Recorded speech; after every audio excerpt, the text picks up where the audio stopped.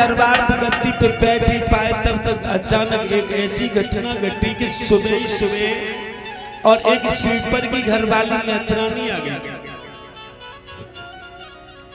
और जैसे ही मैथरानी आई प्यारे भगवत प्रेमियों, और जैसे बाने महाराज को देखो तैसे बाने डलिया धरती में डाल दी, 3 बार झाड़ू जमीन में मारो और वापस लौट गई। बोलिए गोविंद भगवान की।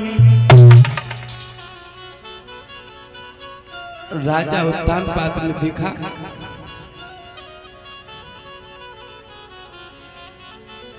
ये मैथरानी ने मुझे देख करके इसने डलिया नीचे गिरा दी और 3 बार झाड़ू जमीन में मार के वापस लौट गई।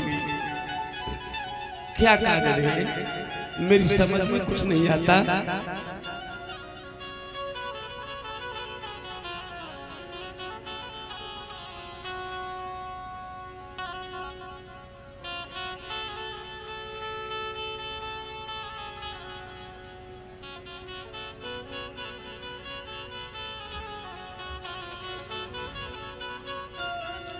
और इन्हीं के साथ साथ में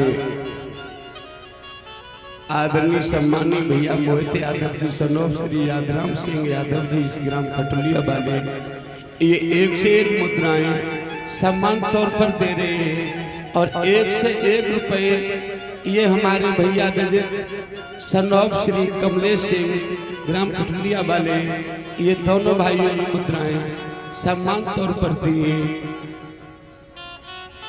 हाँ मैंने पढ़ लिया, भैया की इच्छा है, चलो कोई बात नहीं। अभी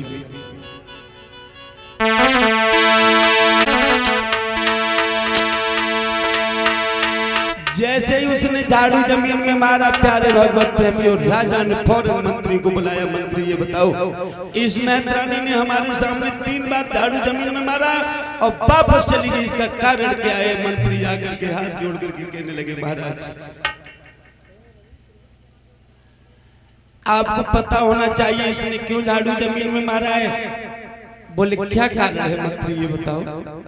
बोले महाराज इसका कारण मैं जानता हूं लेकिन मुझे कहने में शर्म आ रही है। बोले कारण क्या है?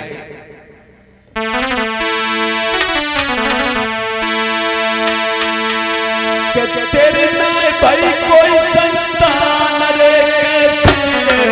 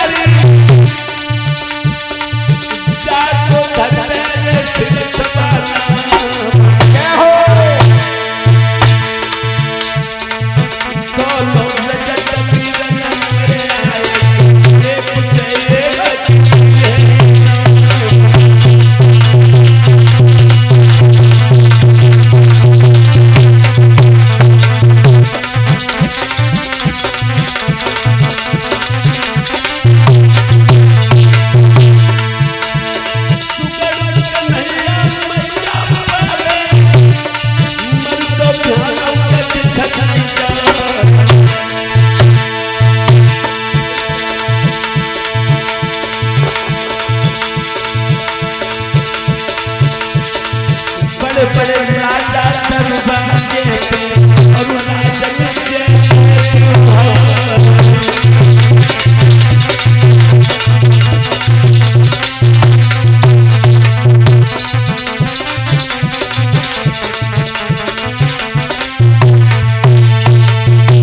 इधर महाराज को समझाया है, महाराज आपको कोई संतान नहीं हुई, इसी का अपमान ये मैत्राणी ने आपका किया है। निर्वंशिया लोगों का कोई मुंह नहीं देखना चाहता है।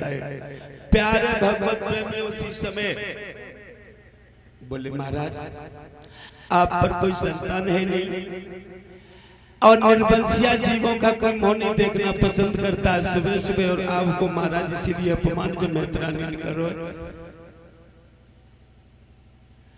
राजा सोचने लगे मंत्री मैंने हमेशा सारी प्रजा को पुत्र के समान माना है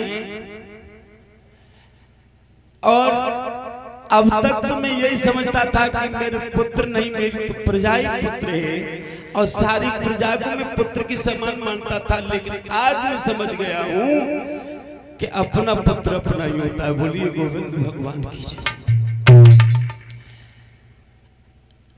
इस संसारिक जीवन में अपना ही अपना होता है। कि आज मुझे महसूस हुआ है आज मेरा बेटा होता तो इस तरीके से मेरा अपमान नहीं होता।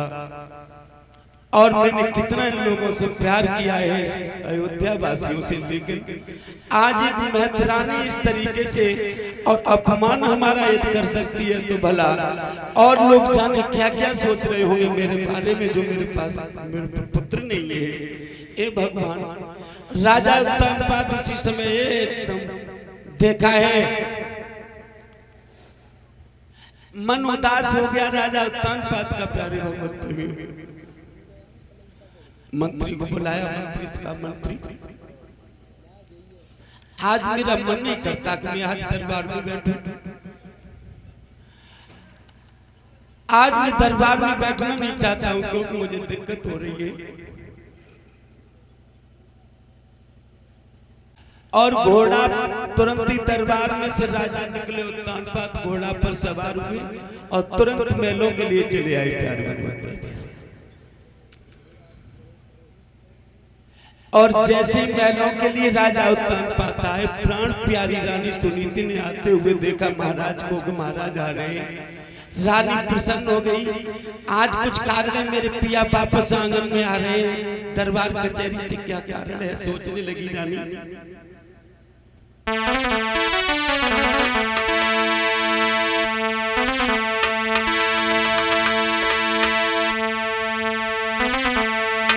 कि जन करी सभा पर खास भूप जब महल न को आओ,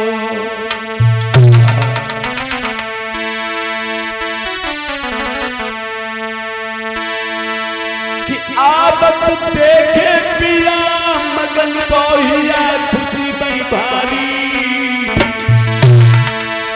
और उनके हाथ पिया को ले गई जे प्राणन भैया, हाथ पकड़ लिया प्राण आधे तो सपना कर अंदर महलों में ले गई रानी तुलसी। प्यारे भगवत प्रेमियों